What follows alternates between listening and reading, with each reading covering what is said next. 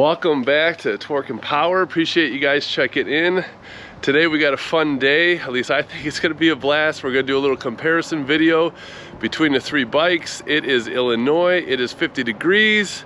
Last ride maybe for the year on these bikes, so we got to get them ready for winter, so put some stabilizer in them.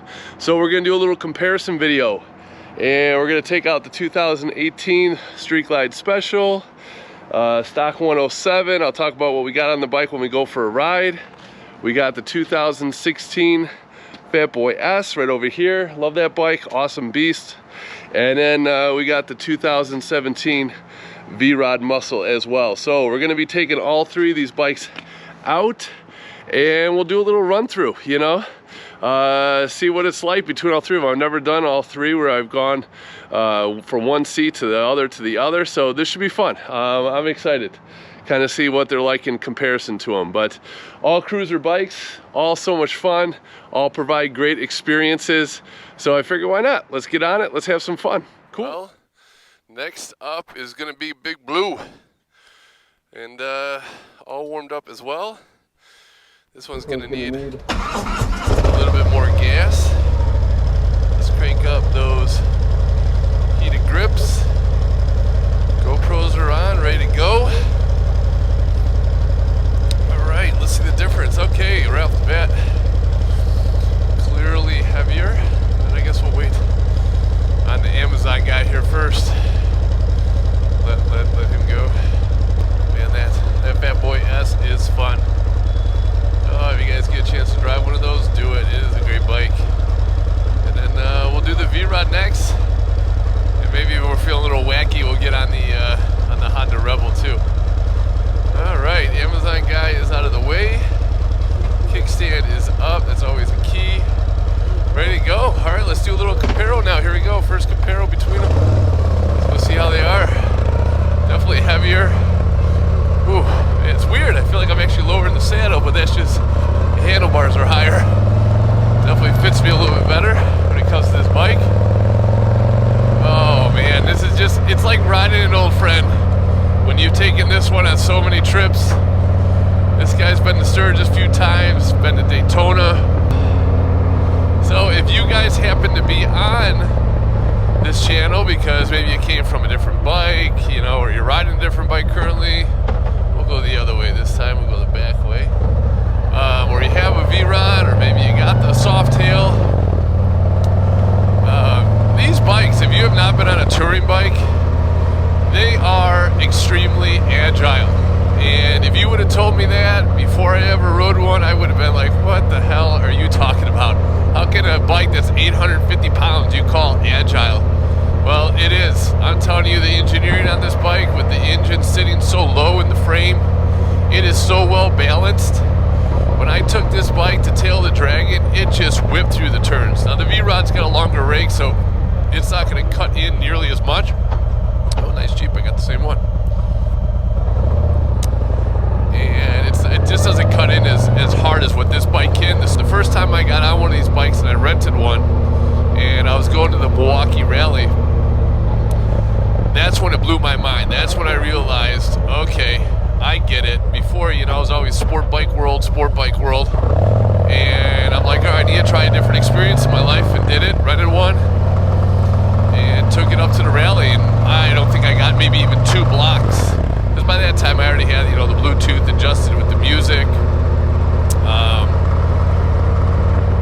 And I already had like the nav all set and everything, and just sitting back and relaxing, I'm like, oh my gosh, this is it. You're sitting on a couch, you're totally relaxed, you're not feeling all tense like you do on a sport bike. Like you're always just ready to go, right? It doesn't even feel like you blink on a sport bike. I guess maybe that's the way to think about it. You don't even blink on a sport bike. It's just all about going all the time. And you're just so hyper aware when it comes to it of all your surroundings, and you're wanting to rip on it. And you're not even looking around and seeing what your environment is. Now obviously I know that's not supposed to be the case, but that's how it feels. And when you get on this bike, you don't feel like you got to go 1,000,000 miles an hour. You actually get to enjoy the ride and look around, and that's, to me, I mean, that's the beauty of it, is that you get to see the beauty. But this is, like I said kind of earlier, this is my 2018 Street Glide. got this bike new, absolutely love it. Little gravel there, no big deal. I fell in love with the paint. I wanted to do long distance touring, so to me, boom, it was a no-brainer. Had to have it. But this bike, I've done a lot of stuff too, right from the get-go.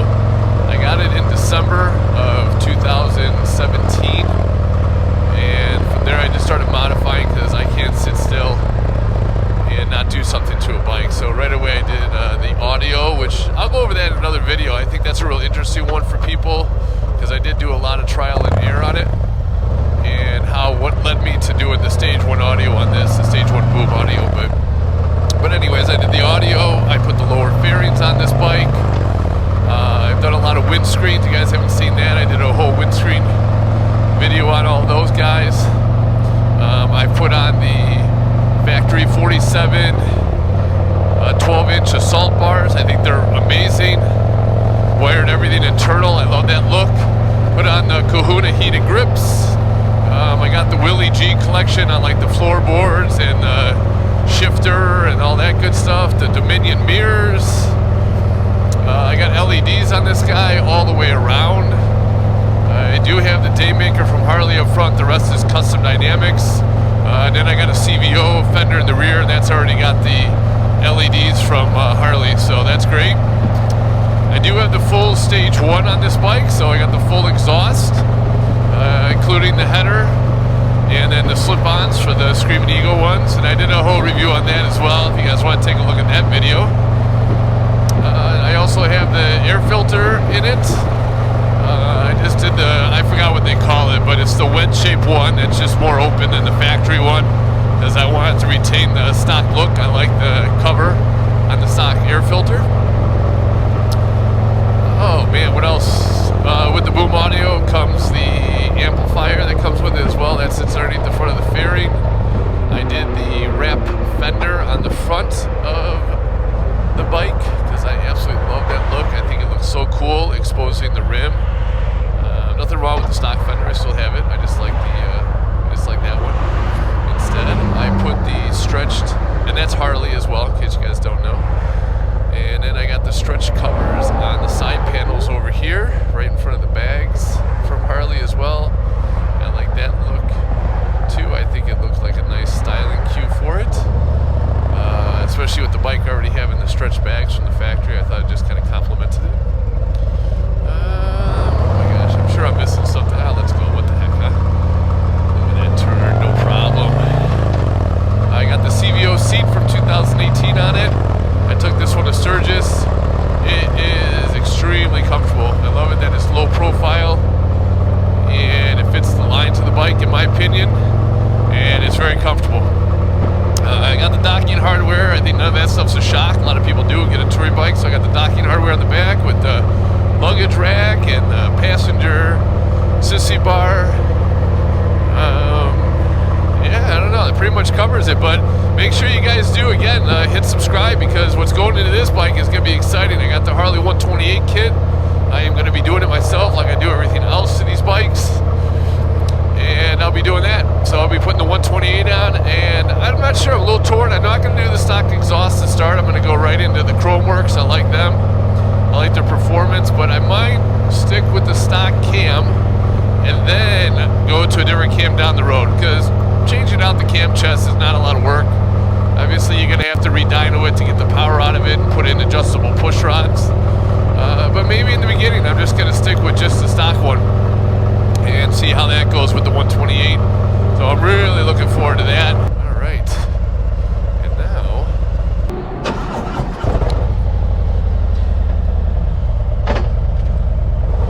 all right, here we go. That bike is filled up.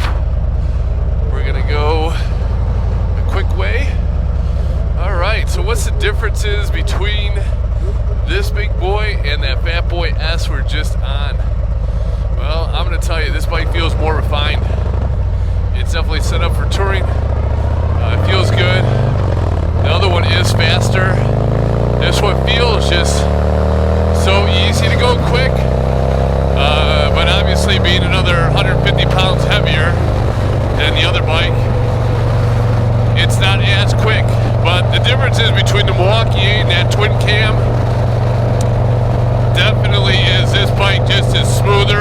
every way. This is only the 107 if you guys don't know. But it just is smoother. This engine's smoother, everything about it's just smoother. It's not as raw of a feel as what the twin cam is, that Fat Boy S.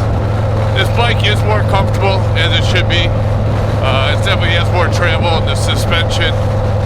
You have more protection with the front fairing.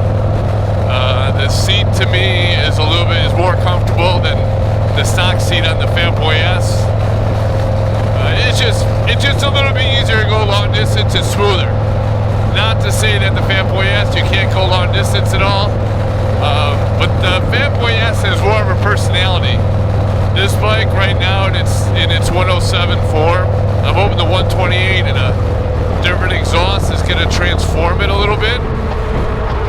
But this bike doesn't have the same kind of personality as the other one. I mean, if it did, this is, like I said, it's just smoother. This bike is smoother, it's much more refined. Where the Fat Boy S is just crude and mean, and you feel it. You feel it. It just wants to be mean. You want to get on it and hammer it down. This bike right now in this form with the exhaust and everything else being the Screaming Eagle, it's just, you don't feel like you really want to go screaming with it. But now we're going to go all the way to the one that really has the least amount of amenities, and that's the V-Rod. And we're going to see how that is coming up here in a second. A little back-to-back comparison between them. Alright, so we've gone from the beast of that Fat Boy S, just raw and grunt, to the touring bike, which is, big boy.